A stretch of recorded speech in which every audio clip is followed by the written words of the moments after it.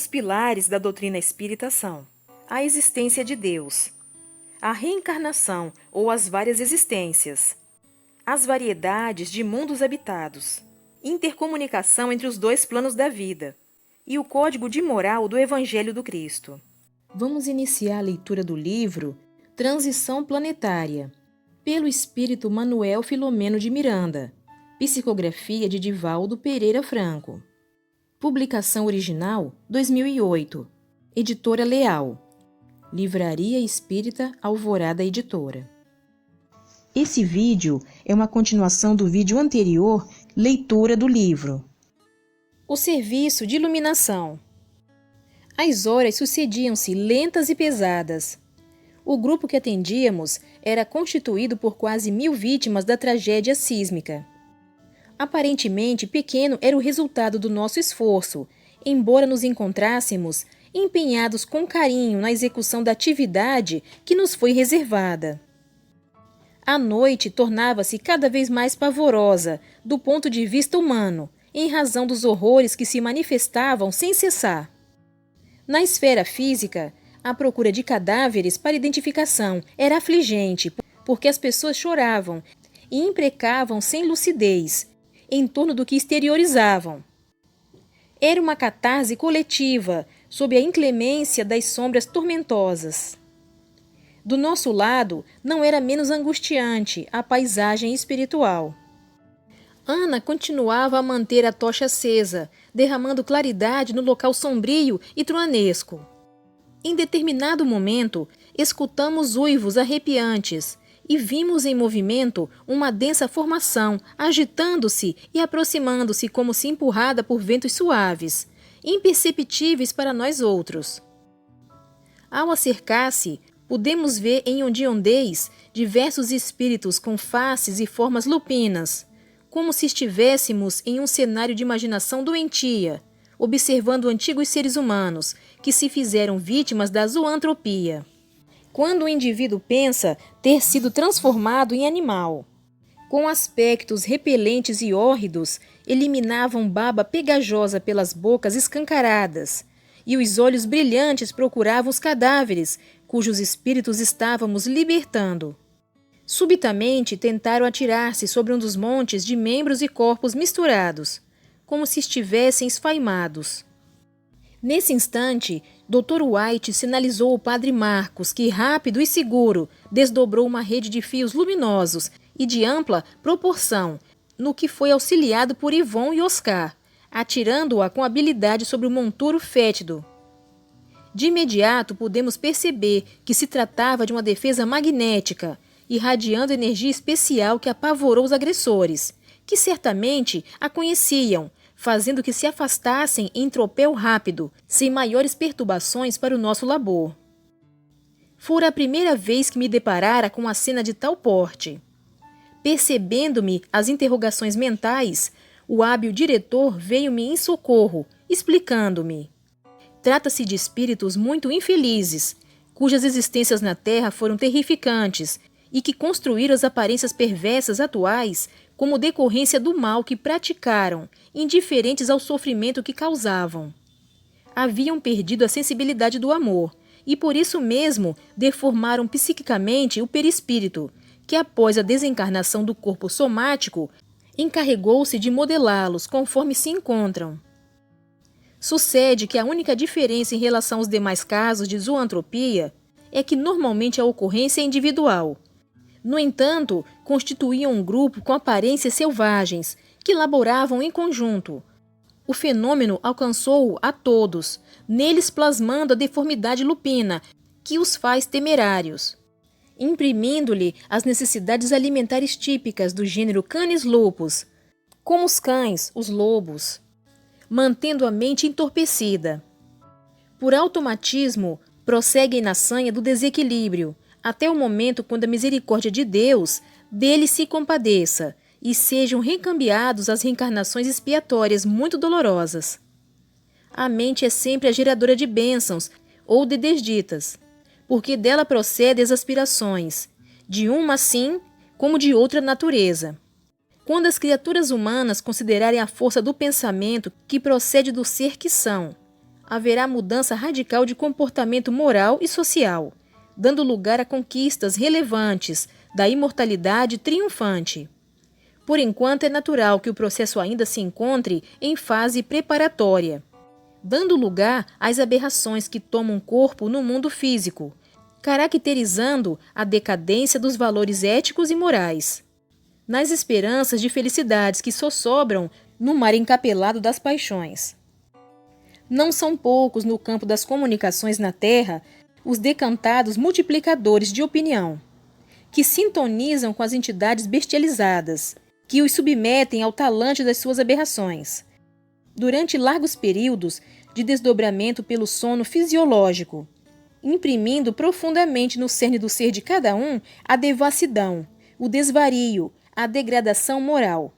Retornando ao corpo somático, recordam-se das experiências viciosas em que se comprazem e estimulam seus aficionados cada vez mais à luxúria, ao sexo juntamente com as drogas alucinógenas, pelo álcool, pelas substâncias farmacêuticas e estimulantes. Não seja de surpreender a debandada das gerações novas para as músicas de sentido infeliz, nos bailes de procedência primária e sensualidade, onde a perversão dos sentimentos é a tônica, e o estímulo à violência, à rebeldia, à agressividade constitui o panorama da revolta. Afinal, contra o quê? Tornam-se adversários do denominado contexto. Em vez de se desenvolver os valores dignificantes para melhorá-lo, mergulham fundamente nas paixões mais vis, tornando piores para eles mesmos e para os outros os dias que enfrentam. Foge, então, para a autodestruição, por meio das drogas, da exaustão dos prazeres sensuais e perversos. De pequena monta, a contribuição da responsabilidade e do dever ainda distantes de serem avaliados devidamente. Essa tarefa libertadora, sem dúvida, cabe à educação das novas gerações, a fim de que sejam criados novos hábitos de convivência e de comunicação saudável, dando lugar ao desenvolvimento das forças vivas do bem, inatas em todos os indivíduos. Podemos ver aqui as paisagens defluentes dessas condutas arbitrárias e deslocadas no tempo e no espaço, transformadas em sofrimentos de longo prazo, que o amor irá modificar no momento próprio. Não havia oportunidade para mais esclarecimento e divagações sobre o tema relevante, porque agora chovia energia causticante, que fazia lembrar os raios durante as tempestades, aumentando as dores das vítimas de si mesmas, arrebatadas do corpo pela desencarnação em massa. Curiosamente, relampejava na sombra temerária, e essas claridades eram psíquicas, que predominavam na região mesmo antes do acontecimento terrível. Turistas de diversos países europeus, especialmente os do norte da Europa, Dinamarca, Finlândia, Islândia, Noruega e Suécia, e os americanos, franceses e alemães, escolhiam aquelas regiões para os prazeres do corpo, sem qualquer compromisso com a beleza das paisagens dos mares do sul, com a sua natureza ainda semi-preservada. Muitos viajavam para aqueles paraísos, quais a Tailândia, as Ilhas Maldivas, as Ilhas Pipe e outras, para desfrutarem das facilidades morais, sexuais, de jovens adolescentes vendidos pelos pais irresponsáveis ao comércio da licenciosidade. Hábitos ancestrais, ainda vigentes de total desrespeito pela mulher e pelo ser humano, facultando a larga prostituição de meninas e de meninos que serviam de mascotes aos ocidentais que os podiam comprar a preço bastante acessível para eles. Ao longo dos últimos anos, as mentes geraram essa psicosfera doentia nas regiões agora afetadas pela calamidade, que teve uma função purificadora para toda a região, alterando os costumes e propondo novos comportamentos morais pela dor, advertindo a respeito da fragilidade e temporalidade da vida orgânica, e que, infelizmente, ainda não apresentava qualquer possibilidade de melhora. Pelo contrário, aconteciam a revolta, o suborno, o desvio dos auxílios internacionais, a dominação dos mais fortes sobre os mais fracos, que ficaram à mercê da própria sorte em relação ao futuro sombrio em cujo rumo avançavam. Como as religiões lentamente estavam perdendo prestígio, mantendo regras de comportamento na teoria e mancomunando-se com os poderes temporais indignos, as criaturas encontravam-se sem norte, vagando nas ocorrências mais apetecidas e menos laboriosas. O dinheiro fácil era o que lhes importava, a fim de saírem da miséria financeira e embriagarem-se no consumismo devastador. Como faz falta a presença de Jesus no mundo, assim como de seus embaixadores que, através dos tempos, vieram preparar-lhe o advento. As suas propostas ricas de ternura e de esperança, de consolo e de amor, ainda não conseguiram penetrar realmente nos seus seguidores, menos ainda naqueles que não o conhecem, dando lugar às loucuras do imediatismo, no desgaste emocional e moral, nos jogos dos desejos infrenes. A iluminação espiritual é trabalho de largo porte, que exige abnegação e devotamento, compensado através da paz que proporciona e da alegria de viver sem condicionamentos extravagantes, nem dependências doentias.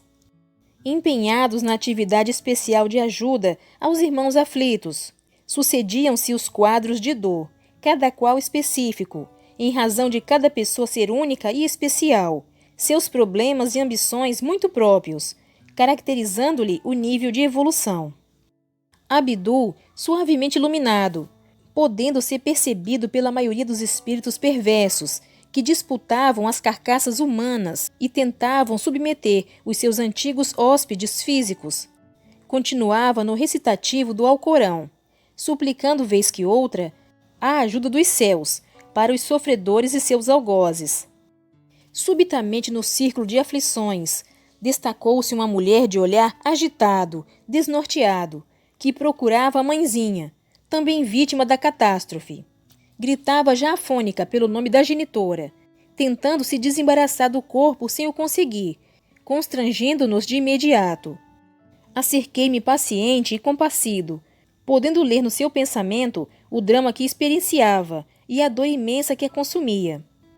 Estava atento à senhora idosa enferma, quando a onda imensa arrancou-lhe a casa do solo, levando-a de roldão, com os coqueiros e outras árvores de grande porte, despedaçando tudo à frente. A morte de ambas foi imediata, e logo despertou agônica entre as ruínas do que fora o lugar em que vivia. Não se apercebeu da situação, pois que para ela o dia não raiara, ainda tomado pelas sombras decorrentes das vibrações ambientais pesadas, entregando-se ao desespero em busca da anciã. Fortemente ligada ao corpo, tentava sair do lugar sem o conseguir, em desespero crescente. Naquele momento, algo de belo sucedeu, porque na densa escuridão surgiu a mãezinha, liberada do corpo físico e lúcida, assistida por nobre amigo desencarnado, que a conduzia, ajudando-a a cercar-se da filha alucinada. Vendo-nos em processo de auxílio e esclarecida pelo seu mentor espiritual, sorriu e tentou agradecer sem palavras a nossa presença. Ato contínuo. Abraçou a filha totalmente desequilibrada e começou a cantar uma doce melodia que falava de esperança, de alegria e de reencontro. A jovem espiritual acalmou-se pouco a pouco, enquanto era embalada, logo adormecendo. Foi então que oferecemos o nosso contributo para a técnica da libertação dos despojos físicos, cujas últimas energias foram absorvidas pelo espírito, que se recolheu no regaço materno. As doces vibrações da senhora e a sua destacada estatura espiritual irradiavam-se, invadindo o organismo perispirítico da filhinha, que foi conduzida a outra esfera, que não aquela a qual nos vinculávamos. O trabalho prosseguia sem cessar, embora o sol abençoasse a imensa área logo ao amanhecer. Do nosso lado continuavam as trevas densas e as aflições sem nome, aguardando o sublime contributo da iluminação espiritual. Continua no próximo vídeo. Obrigada pela sua companhia. Fique com Deus e até o próximo vídeo.